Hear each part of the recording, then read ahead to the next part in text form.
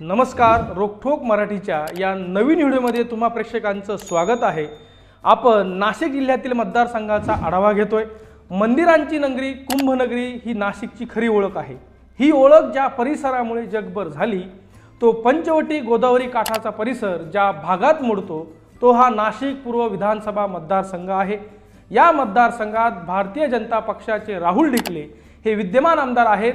राहुल ढिकले यांना भारतीय जनता पक्षाने म्हणजेच महायुतीने पुन्हा एकदा संधी दिली आहे, तर त्यांच्या विरोधात राष्ट्रवादी शरदचंद्र पवार गटाने भारतीय जनता पक्षाचे गिरीश महाजन यांचे निकटवर्तीय म्हणून परिचित असलेले गणेश गीते यांना निवडणुकीच्या रिंगणात उभे केले आहे।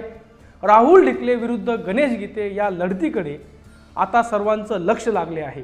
शहरातील 3 मतदारसंघांपैकी विस्ताराने मोठा असणारा नाशिक पूर्व विधानसभा मतदारसंघ आहे। भाजप शिवसेनेला मानणारा मोठा वर्ग या मतदारसंघात आहे। 2009 साली मतदारसंघ पुनर्रचनेत निर्मिती झालेल्या या मतदारसंघात सर्वात पहिले मनसेने आपला झेंडा फडकवला होता। उत्तमराव ढिकले यांनी महाराष्ट्र नवनिर्माण सेनेच्या तिकिटावरती निवडणूक लढवून त्यावेळी जवळपास 47,924 मते प्राप्त करून विजय संपादित केला होता आणि महाराष्ट्र नवनिर्माण सेनेच्या झंझावती वादळात ते इथून आमदार झाले होते। 2014 मध्ये मोदी लाट उसळल्याने उत्तमराव ढिकले निवडणुकीपासून दूर राहिले। उमेदवाराच्या भाऊगर्दीत भारतीय जनता पक्षाचे बाळासाहेब सानप तब्बल 78,554 मते मिळून विजयी झाले। शिवसेनेचे चंद्रकांत लवटे दुसऱ्या तर काँग्रेसचे उद्धव निमसे ह्या तिसऱ्या स्थानावरती त्यावेळेस राहिले होते। महाराष्ट्र नवनिर्माण सेनेचे उमेदवार रमेश धोंगळे यांना अवघी 12,437 मतं मिळाली होती। तर 2019च्या निवडणुकीत उत्तमराव ढिकले यांचे सुपुत्र भारतीय जनता पक्षाचे उमेदवार ॲडव्होकेट राहुल ढिकले यांनी राष्ट्रवादीचे बाळासाहेब सानप यांचा 12,000 मतांनी पराभव केला होता। या निवडणुकीत ॲडव्होकेट राहुल ढिकले यांना 85,232 इतकी मते मिळाली, तर बाळासाहेब सानप यांना 74,304 इतकी मते मिळाली होती। या निवडणुकीतील नाशिक पूर्व मतदारसंघात पुन्हा एकदा ढिकले घराण्यातून आमदार निवडून आला होता। राहुल ढिकले आणि गणेश गीते यांच्यात या मतदारसंघात थेट लढत आहे। यंदा नाशिक पूर्व विधानसभा मतदारसंघात महायुतीचे आमदार राहुल ढिकले आणि महाविकास आघाडीचे गणेश गीते यांच्यात मुख्य लढत आहे। कारण ज्या उमेदवारांनी बंडखोरी केली होती त्यांनी आपली उमेदवारी अर्ज माघारी घेतला आहे। तर नाशिक पूर्व विधानसभा मतदारसंघात एकूण 13 उमेदवार रिंगणात असून 2 जणांनी माघार घेतली आहे। उमेदवारी अर्ज माघारीनंतर खऱ्या अर्थाने निवडणुकीच्या प्रचाराला सुरुवात झाली आहे। पूर्व विधानसभा मतदारसंघ गेल्या दशकापासून भारतीय जनता पक्षाच्या ताब्यात आहे।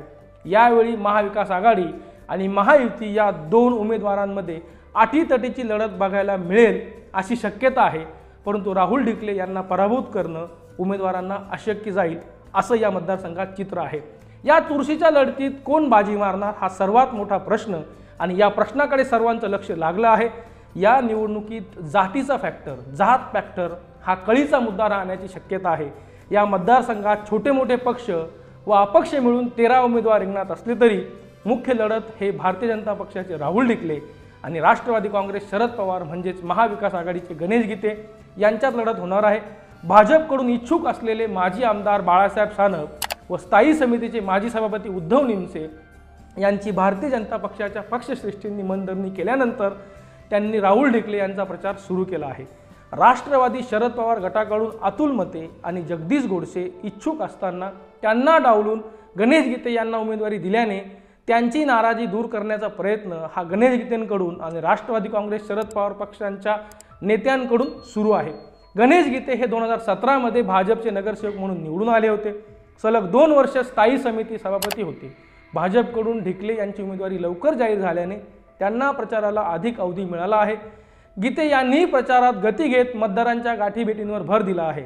अपक्ष उमेदवारी करणाऱ्या गणेश गीते यांच्यासारख्या सारखं नाव असलेल्या उमेदवारांनीही इथून उमेदवारी अर्ज दाखल केल्यानंतर मोठे आरोप प्रत्यारोप झाले होते, परंतु प्रेक्षकांनो निवडणुकीमध्ये ती स्ट्रॅटेजी असते। कोणीही कोणाविरुद्ध त्या नावाचा उमेदवार उभा करू शकतो, त्याला आक्षेप घेण्यापेक्षा आपण निवडणूक लढून जिंकून येणे यात खरी निवडणूक असते।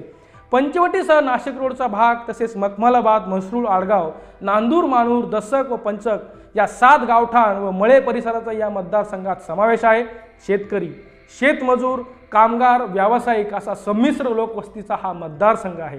आता या मतदारसंघात नेमके कळीचे मुद्दे काय आहेत ज्यामुळे या मतदारसंघात राजकारण तापवलं जाईल या मतदारसंघात त्यामुळे राजकारण खेळलं जाईल आणि उमेदवार मतदारांपर्यंत हे मुद्दे घेऊन पोहोचतील। सिंहस्थसाठी साधुग्रामचे आरक्षण व भूसंपादन, रिंग रोडचे रुंदीकरण व भूसंपादन, घाटांचे विस्तारीकरण, राज्यमार्गाचे काँक्रिटीकरण, वाहतूक कोंडी, धार्मिक पर्यटन स्थळांचा विकास, वाढती गुन्हेगारी हे नाशिक पूर्व मतदारसंघातील सर्वात महत्त्वाचे मुद्दे आहेत। हे सर्वांनी लक्षात घेतलं पाहिजे आणि येणाऱ्या आमदारांनी देखील या सर्व मुद्द्यांवरती लक्ष केंद्रित करून विकास कामे केली तर त्या आमदाराला पुढच्या पंचवार्षिक निवडणुकीत, पुढच्या विधानसभा निवडणुकीत येथील लोक मतदान करतील। आता या मतदारसंघात एकूण मतदारांची संख्या किती आहे ते बघू। या मतदारसंघात पुरुष मतदारांची संख्या 1,97,576 इतकी आहे, तर महिला मतदारांची संख्या पुरुषांपेक्षा जास्त असून ती 2,08,807 इतकी आहे। एकूण ह्या मतदारसंघात जवळपास 4,06,395 इतका मोठ्या मतदारांची संख्या आहे। त्यात मुख्य लढत ही राहुल ढिकले आणि गणेश गीते यांच्यात आहे। एकंदरीत या मतदारसंघाचा आढावा घेतला तर गणेश गीते हे प्रभाग क्रमांक 1 मधून भारतीय जनता पक्षाचे नगरसेवक होते, त्यानंतर ते स्थायी समितीचे सभापती झाले।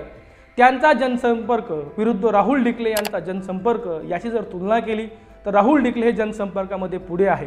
त्यानंतर राहुल ढिकले यांनी या मतदारसंघात मागच्या 5 वर्षात केलेली विकास कामे विरुद्ध गणेश गीते यांचा जनसंपर्क किंवा राष्ट्रवादी काँग्रेस महाविकास आघाडीचं जे या मतदारसंघात प्राबल्य नसून जितकं बळ आहे तो विकास कामं विरुद्ध या महाविकास आघाडीचं बळ याच्यात जरी तुलना केली तर विकास कामं ही नेहमी पुढे असतील, कारण कोणत्याही पक्षाचा आमदार जरी झाला त्याने विकास कामे केली, त्याने लोकांची कार्य केली तरच तो आमदार निवडून आला पाहिजे आणि लोक देखील त्याच आमदाराला निवडून देतात, हे या ठिकाणी लक्षात घेतलं पाहिजे। त्यानंतर राहुल ढिकले हे भारतीय जनता पक्षाचे आमदार आहेत, त्यांना पुन्हा उमेदवारी मिळाली आहे। महाविकास आघाडीकडे या मतदारसंघात उमेदवार नाही, त्याचं कारण आहे मागच्या निवडणुकीत देखील ज्यावेळेस भारतीय जनता पक्षानं बाळासाहेब सानप यांना डावलून राहुल ढिकले यांना उमेदवारी दिली त्यावेळेस बाळासाहेब सानप यांना राष्ट्रवादीत जावं लागलं आणि राष्ट्रवादीने एक प्रकारे आयात केलं, उमेदवाराला तिकीट दिलं, त्यावेळेस बाळासाहेब सानप यांचा पराभव झाला। आता देखील जे निष्ठावान राष्ट्रवादी काँग्रेस पक्षाचे जे कार्यकर्ते असतील, जे नेते असतील, त्यांना तिकिटाची अपेक्षा होती, त्यांना डावलून भारतीय जनता पक्षातून गणेश गीते या राष्ट्रवादीकडे आले, त्यांनी बंडखोरी केली आणि त्यांना राष्ट्रवादीकडून तिकीट मिळालं। याचा अर्थ असा होतो या मतदारसंघात महाविकास आघाडीकडे मतदार जरूर आहेत, मतदान आहे, परंतु महाविकास आघाडीकडे काम करणारा, त्याची इमेज मोठी करून सांगणारा आणि निष्ठावान असा उमेदवार या मतदारसंघात शिल्लक राहिलेला नाही। त्यामुळे आता जवळपास ही दुसरी निवडणूक आहे। महाविकास आघाडीला, राष्ट्रवादी काँग्रेस किंवा काँग्रेस पक्षाला भारतीय जनता पक्षातून आलेल्या लोकांना उमेदवारी द्यावी लागते। त्यामुळं प्रेक्षकांनो आणि मतदारांनो ही गोष्ट लक्षात घ्या, जो आमदार काम करतो, ज्या आमदाराचं कार्य मोठं आहे, ज्या आमदारांनी शेकडो कोटींची कामं या मतदारसंघात केली आहे, त्यांचा विजय या मतदारसंघातून एकंदरीत दिसतोय। या व्हिडिओमध्ये इथेच थांबू। तुमच्या मते तुम्हाला काय वाटतंय? राहुल ढिकले विरुद्ध गणेश गीते या लढतीत कोण बाजी मारणार? त्या उमेदवाराचं नाव नक्की कमेंट बॉक्समध्ये लिहून आम्हाला कळवा। आपल्या रोखोक मराठी या यूट्यूब चॅनलला सबस्क्राईब केलं नसेल तर आता लगेच सबस्क्राईब करा आणि चॅनलचे व्हिडिओज लाईक करा, ते शेअर करा आणि जे बेल आयकॉन दिसतंय ते प्रेस करा, त्यामुळे येणारे नवीन व्हिडिओ तुमच्यापर्यंत सर्वात आधी येतील।